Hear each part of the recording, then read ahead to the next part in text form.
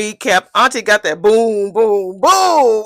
Hey, boom, boom, boom. Hey, welcome back to my channel, y'all. Hey, got a little upgrade, here. I told you I was going to do some bling, bling, bling. Hey, me and Pinky are back. We're back. Hey, y'all. Hey, welcome to my channel. Thank y'all so much for growing with me and talking with me and spilling some tea with me. Hey, I am Shar. I'm your recap auntie, and we are here to talk about episode 19 of Beyond the Gates. Yes, we are. It was good. I was a little afraid because we didn't see some of the main characters, especially Danny and Bill, but they carried their own. They had some little slight dips, but otherwise, a lot of stuff popped off in here that are being unveiled, and I was really pleased by how everything was, and it was fun. Y'all, don't talk about my nails, y'all. My character that I just finished doing the play, I finished my show. Her hands are supposed to look a mess, so I'm getting them done this weekend. Thank God I got my days back. So I was gonna try to put this video out yesterday, but that didn't quite happen. Didn't quite happen. So yeah. So y'all like this? I always say this at the end. So y'all got this. Always remember. And I did the bling border, so you can see who I am. You know. So how y'all doing? We back. We was gone for 2 days. And then y'all saw my YouTube short. What's going on with my Ted? I was looking at the start of the intro. Dun-dun-dun-dun-dun. Dun-dun-dun-dun. Boom, boom, boom, boom, boom, boom. Hey, boom, boom, boom, boom, boom. Yeah, and they didn't have the picture, none of the Teds. I guess they only showed the people that were in the show today. So, or yesterday, because remember I'm a day behind. I was like, man, we gonna see how, the new Ted is gonna be. We're gonna see. We're gonna see. I thought they was gonna at least show him today, but they're gonna give the little announcement like, um, now from now on, Ted Ted Richardson will be played by blah blah blah. They used to do that back in the day. Whenever they would replace a person, you have somebody play a person for a long time, and they give them a new face, and they come back being somebody else with the no being the same character with the same. You know how soap operas are. But anyway, I've been rambling on for almost 3 minutes, so let go. I have my handy dandy laptop right here. It was all over the place, so I'm gonna try to read it according to how I saw it. It was a lot. It was a lot of jumping all over the place today, but the plot still remain steady. So I'm gonna try to give the end the way I gave it at the beginning. Anita, girl, I have a whole new respect for you. So we see Anita hugging one of the security guards. I thought it was security guard. Child, I thought it was Elon. Why they gave him that name, I don't know. Elon, who's Jacob's daddy, Jacob's pappy, who's also the chief of police. Remember, Vernon said a couple of episodes ago that he knows the chief of police. Well, that's Jacob's pappy.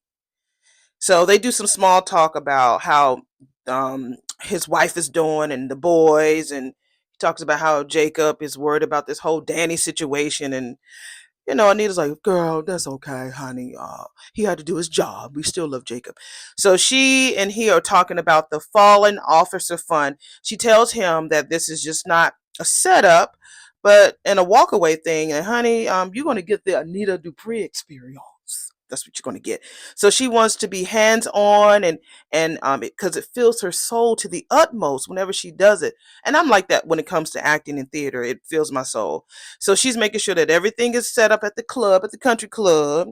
She got discounts for them to have their catering done, and she's going to have a musical act. My guess that this musical act will be the Articulates, because little weaves and threads all through the show today made me feel that she was missing performing with her girls. She called the Articulates her girls, because remember she was Diana Ross. She left them. She had a great successful career as a solo artist. So I think that she wants to reunite with the girls, and so I think that's what they're gonna do. That's gonna be fun. I can't wait to see that. I'm gonna dress up for that too. You already know. So she's aiming to set at all time high record as far as monies, funds, activities. Like, she wants this to be the bomb, the echelon bomb. So nobody can do a party like Anita Dupree kind. That's what Elon says. So before he leaves, he tells her that Darlene, which is Jacob's mammy, and his wife loves hearing Anita talk about the articulate's stories. And sometimes she puts her albums on and she pretends that she's one of the members. It makes me think that something is going on with Darlene. I'm like, what's wrong with Darlene? And who's going to be Darlene? I would love to know who this Darlene is and what's wrong with her. So he asked her, don't tell nobody that I just told you that. And so she says, look, I won't. What's secret between friends? I'm like, what that mean? What type of secret, Miss Anita? So they hug each other and then she leaves. So she calls someone on the phone and tells them that the chief of police just left and she ran some ideas by him about the falling officer fund event. And she seems to feel empty. And she looks at her show pictures as she tells the person on the other line that she does need to fill up her days again because she's bored. I think, like I said, that whole Danny situation gave her like a spark. And well, she uses that later about a spark, but it gave her some type of adventure. She wasn't bored at home, looking grand and sipping tea. She was actually doing something. She was ready to fight. She was doing something. The cameras were there. She had some type of action going on. I think that she misses that. So he leaves. So Elon goes to the office and he sees Jacob there. Since Jacob had texted him, like, we'll find out that when Jacob was talking to Naomi about this whole suing her pappy thing, he wanted to talk to his dad because remember the other day Jacob was with Marcel in the car, gave him some bad vibes. So Jacob has always in the back of his mind, I don't fuck with Marcel. Marcel is crazy. So he told his pappy, Dad, I need to see you because I ain't feeling this. So he shows up there. Elon sees him and asks him, man, you all right? Your text seemed like it was real urgent. So Jacob says, what can you tell me about Detective Malone? And so Elon was like, how's it working out for you, son? So Jacob tells him, Dad, Marcel, if he had his way, I would be his errand boy all damn day and night, fetching coffee and doing grunt work for him. So Elon was like, his fine self, that's a fine chocolate drop. You know what I'm saying? Honey. Hey, Elon. Not the musky one, but Jacob's daddy. Hey. Okay, so he just laughs and he says, not the learning experience that you were hoping for, was it, son? So Jacob was like, hell no, pop. Hell no. So Elon breaks it down for him and tell him, like, look, Marcel has been on the force longer than some of these boys have been breathing in on this God's green here earth. So this nigga has seen things that would make most men quit. So give the old school some leeway now. His methods may not be what you're used to, but they do get fucking results. So chill. Follow the legend, all right, boy? So Jacob asked Elon, what results do you get when you turn a blind eye to corruption, Dad? And Elon asked him, what did you see? He tells him that he saw Joey Armstrong, we know Joey is, meet some kid during the day and was like exchanging funds, some monyon, whatever, whoever says that, some monyon. So Jacob don't know what was for, but he feels that Marcel wouldn't even try to look it up or look into it. So he said that it wasn't that important, which is completely not true. We know that Marcel told him, like, look, did you see any drugs being exchanged? Did you see any corruption? All you just saw was that man paying him. He might have been paying him for some house sitting work. We don't know. Just chill. Let it cook. Let it marinate. So Jacob be lying. He'd be lying. So Jacob tells his dad that it doesn't sound like a good cop, but he does feel like he is a good cop. So I feel that Elon knows Marcel well. um, I remember when Vernon was stating that he was good friends with the chief of police, not just through marriage, but I feel like it was something more than. I think Elon, I think Marcel, Vernon, Bill, and many others are part of some underground corruption type of bullshit. So I even think that Martin, you know, Ted and Nicole's son, I think that he knows some stuff too. Because remember, he be waking up in the middle of the night, scaring Smitty and the kids, screaming and shit. It's like, calm the fuck down, Martin. So Elon tells Jacob that he pretty much likes, he takes up for Marcel and he tells him he knows that your generation goes solely on a person's vibe. But in this line of work, boy, we deal with old, cold, hard facts. You might want to get your shit straight before you start throwing around the C word like corruption. no other C word. So Jacob gets in all his feelings and asks his dad, do you think I'm misreading him, Pop? And Elon was like, I think that it's possible with all of Malone's years on the force, he knows which cases are worth the squeeze, and he knows which ones that he can lead on a wild goose chase. So don't get it twisted, Nick. That man earned his stripes. So Jacob is like, well, I hear you, Pops, but no matter how many stripes I earn, I'll never forget my obligation to protect and serve. Elon was like, all right, yeah, son, yeah, right. I appreciate your moral code, and due to Marcel, and in due time, Marcel will appreciate it too. Just give him a chance, all right? Give him a chance to warm up, all right? He may teach you a little something, Sean. So Elon leaves. So should I jump? Well, no, I'll keep going. So Elon comes back later, and we see Marcel sitting at his desk, girl, feet all up on the damn desk. He just all on his phone, probably looking at his boat, just loving that. I hope he gets a chance to retire. I feel like they're gonna kill that man before he retires. Don't kill Marcel, okay? Whew. So he so when Elon comes in and Marcel is at his desk, Elon is looked at the rookie, and the rookie got his ass up real quick and left. I'm like, what kind of power does Elon have? So Marcel was like, well, well, well. If it ain't the chief of police himself, standing down here from his Eiffel Tower to mix it up with us common Negroes. He didn't say Negroes, he said folk. Coming to mix it up with us common folk. Elon was like,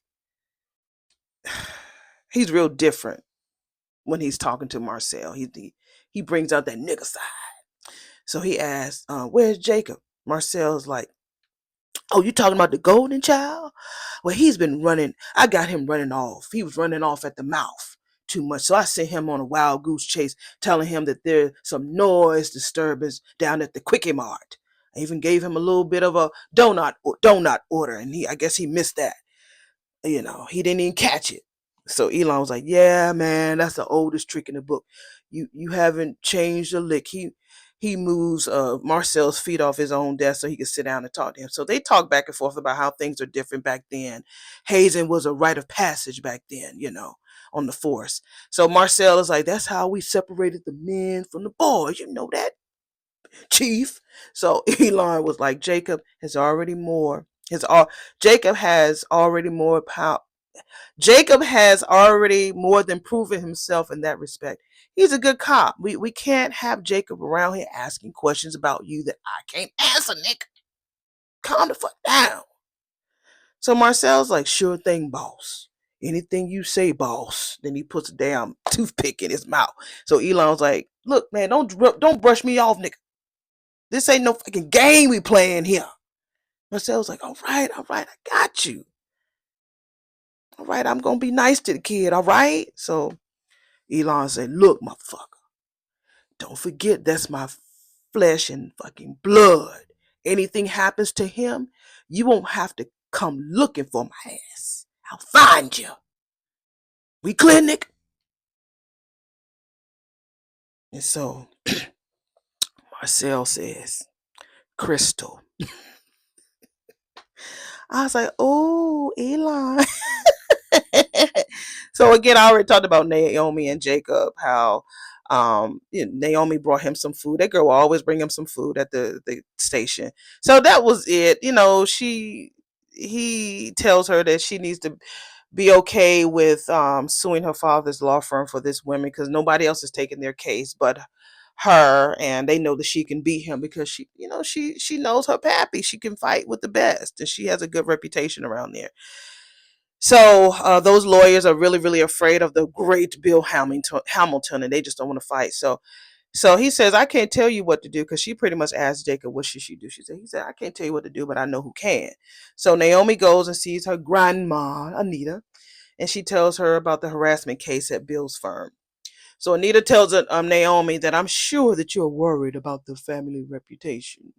And so Naomi tells her, yes, especially since Mama is doing well. And so Anita is like, I'm sure that you are also worried about beating Bill too. And Naomi was like, Yeah, a little bit. So Anita says, "Girl, I know your reputation is slowly growing in a great way. However, Bill has Bill's firm has resources that are far beyond your access.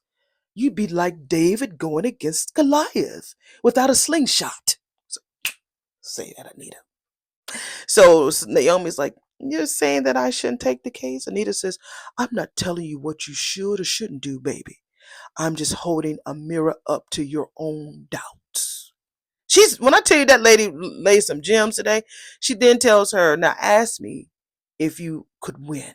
Naomi was like, "Do you think I could beat my dad?" Anita tells her, "I think that you're more than capable of handling things.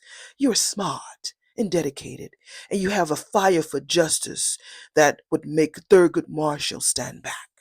Naomi was like, "I'm just afraid for the fallout for the family." Anita was like, "Girl, please. It's just another day in the neighborhood." Then she then tells her that those women chose her for a reason. They see her in what she sees in her.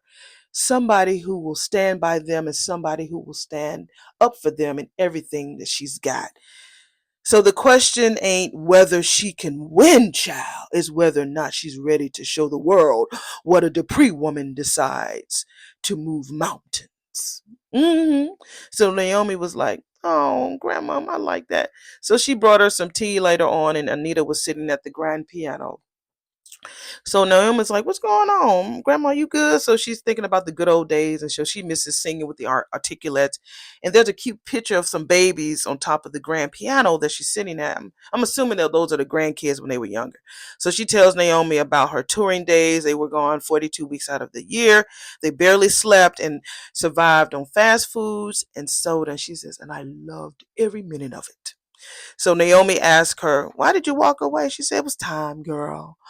I mean, I had a great run with the girls, a successful solo career, married to the love of my life. I had success as an actress, well, as much success as a black actress could have back in the Hollywood days back then." So she also tells Naomi, she says, "I want to share something with you. The strength it took for me to accomplish all of that, baby girl, that strength runs in your veins. It's in all the Dupree women. So don't you back down from a challenge, and we certainly don't let anyone dim our spotlight." And Naomi's like, "I know that's right, Grandma." So they toast to their tea. So Anita seems to be thinking a lot, and Naomi asks her if she was okay. So because she looks like she's been thinking about her glory days, so Anita's like, "Oh, girl, living in the past is for old farts who have nothing better to do than in their present day lives." I was like, "You better say that." So she said, "Do I look like a has been to you?" And Naomi was like, "No, ma'am." So Anita talks to her about her wonderful life, her charity work could fill volumes, and it's better than it's ever been. I was like, "I love you, Lady Anita. I believe in you. I really do. I believe you." No, she's saying how what I said was that Anita talks about how wonderful her life is. Her charity work could fill volumes and volumes. Her life is better than it's ever been before. And I said, "I don't believe you. I love you, but I don't believe you. I feel like you're empty. I feel like there's some empty areas that you want to bring back to life." So Naomi is like, my grandmother got it going on." So Anita runs down her list of accomplishments and current events like health and wellness, community theater. Okay, Anita, I'm a community theater person. You see right here, the theater mask? I do that. So when you want to, you have a segment about the theater community group, you call me. I've been acting for 13, 14 years. Just finished doing Still Magnolias. I've done Color Purple twice. I've done, so many different shows. Call me. So she's done that. The library, they were going to name a wing after me, but I told them either name the whole building after me, honey, or nothing at all. I didn't have to look at that. I knew that off the top of my head. So I was like, "You better say that."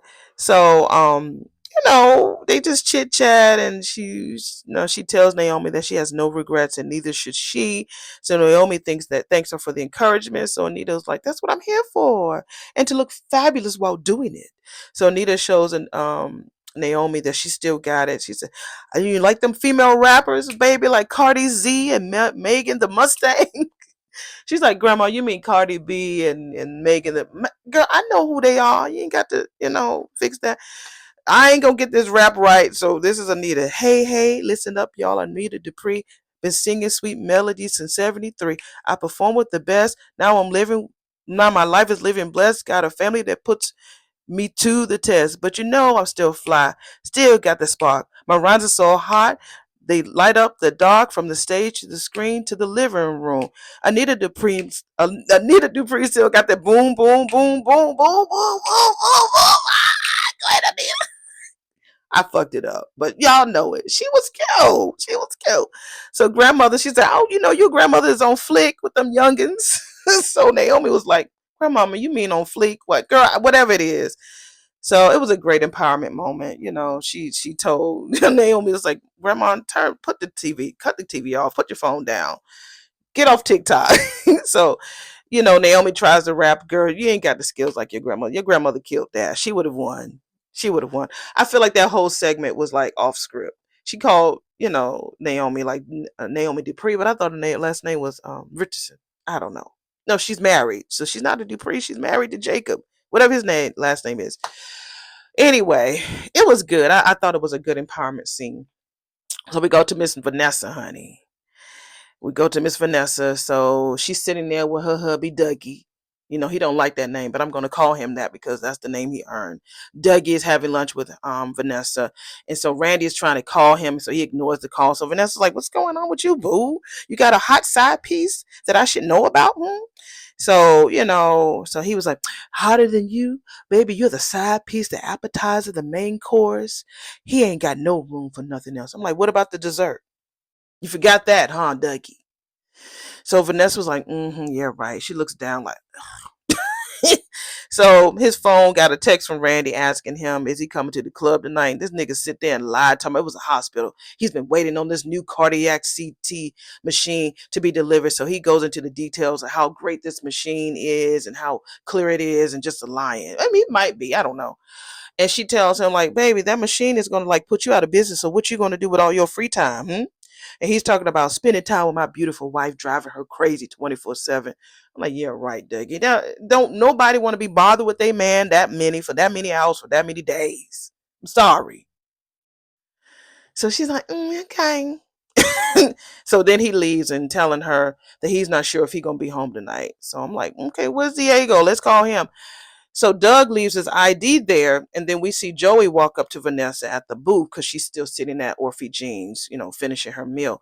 So he was like, he introduces himself and he said, "Mrs. McBride, the person that I've been looking for, that I want to see." So she tells him, like, "Leave, I don't, she heard about his reputation." So she was like, he said, "Oh, I won't take so long of your time." So he tells her he literally takes Doug's plate, because Doug left his plate. They pushes it to the side, like literally, metaphorically, and literally pushes Doug out the way so he can set his teeth into Vanessa. So he tells her that he hears that she's the best in town when it comes to real estate. So he's looking for, a nice home for his mammy. And so he goes into the details about why he needs his home for his mammy. So of course, she's gonna take it up. So Joey, was pretty much flirting with her, giving all these little innuendos. And so Dougie comes back and sees that Joey was there. Say, "Fuck, this nigga sitting there with my wife. Damn it." So he introduces himself like they'd never met before. And so Doug is like, it's like, "Oh, okay." So Vanessa's like, "Yeah, he needs help with this, find his mammy a house." And so he was like, "Oh, I never thought that my wife had enough, room in her schedule to, fit her in, fit anybody, new clients in." And and Joey was like, "Yeah, she made room for me, nigga." And Doug was like, "She did." And and Vanessa was like, "Of course I did. Mr. Armstrong, mom, deserves nothing but the best." So she quickly passes him the badge and like, "Bye, have fun, bye. Bye, Dougie." So Joey gives him like, "Gotcha, fool" type of look. So Dougie, you know, tells Vanessa, "Good luck with the house, honey, for your mom, Mr. Armstrong." And so Joy's like, "Thank you, Dr. McBride. I'm a big believer in luck." I'm like, bye bye, Dougie. So we see Dougie at the hospital, and Randy shows up and tells him, man, I've been waiting for you at the casino. So Dougie's like, no, the huge mess I just saw damn Joey trying to hit on my wife at Orphy Jeans. And Randy was like, word? What was they doing? And Dougie was like, talking over breakfast. I mean, talking about buying a house for his mammy. And Randy was like, you tripping. That sounds like pretty PG to me, dog. How do you know that he wasn't telling the truth? Dougie was like, Randy, you don't think that's shady? And Randy was like, tells him like, if Joy was up to something, he would let you know. Side note, whenever there's somebody lying, I noticed this because I'm going to talk about it with Eva later. Whenever there's somebody lying and at the hospital, there's the PC, there's a woman's voice that comes over the PC and says, orderly to 211. I don't know what that is. But yeah, there was a lie in there somewhere. So Randy was like, how about we head back to the casino because them tables is hot. They waiting on you. We see Dougie went in at the casino because he finally goes back in that small ass casino room playing whatever. And so Joey goes in with Randy, and he's in the corner talking about how Dougie is winning big time. And Joey's like, if he pays him back, he's gonna be a free man. And free men don't make good puppets. I need for him to win big time today because tomorrow he's gonna lose his fucking shirt. So Joey gets a phone call from Marcel. And so Joey was like, what you want, Malone? So Marcel was like, for you to stop making stupid ass mistakes, like accepting cash payouts in broad goddamn daylight. Like a fool. You crazy? Especially in front of a rookie cop dying to make his bones. So Joey was like, that's what the fuck I pay you for. So handle it. I was like, oh, Joey and Marcel together. But just when I was telling you about Vanessa and Joey, I smell like an affair coming along. But anyway, after Joey left to go to the casino to look at Doug, we see Diego comes up. That was weird. Diego was like, so my guess is that you went from robbing cradles to robbing the grave. I'm like, Diego, you cock blocking and you kind of stalking her. That's what it feels like to me. So Joey would get rid of your ass if you're in the way. So Nestor tells him, I don't appreciate you checking up on me, Nick. And for the record, there is nothing going on between me and Mr. Armstrong. So Diego was like, what's the deal with the old man? She's like, I heard about his reputation, but she never expected him to be so fine and so handsome. I was like, he ain't finer than Diego, girl. You need to put on some glasses. Diego, fine. If you say so, Vanessa. So Diego sits there and continues to throw this ageist insults about him to Nessa. Nessa tells him that it's not right for him to be jealous. And he tells her that he thought that they had some. She said, we do. It's just not exclusive. I can do whoever, be wherever, fuck whoever, whenever I want to. Even the old heads too. So he was like, do you want to see me right now? Or the old guy or the hubby or me? So she was like, that depends. Are you still up for those workouts? And so we see, him at the club and so she's about to work out. He said, I got some ideas about some stretches and shit that we can do. She said, that's not the workout I'm talking about.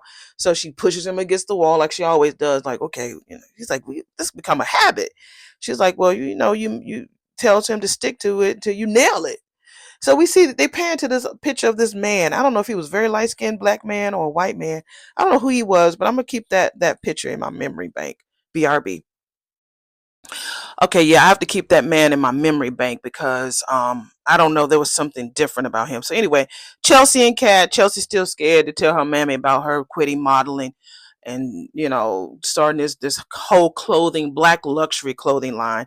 So Kat really gives her some greater advice about, just tell your mama that you're not literally quitting modeling, you're elevating it, you're leveling up because your social media has grown and you want to be able to expand your brand. So it's not that you're giving it up, you're just pivoting, just adding an extra leg to your social media platform. So I thought that was real cute. And then we see Eva in the hospital acting like she bumped her knee into the damn cart, and Tomas just happens to be there to visit a client. So she walks by and, like I said, act like she dropping the files, talking about the cart was there. And she, damn it, with that short ass skirt on.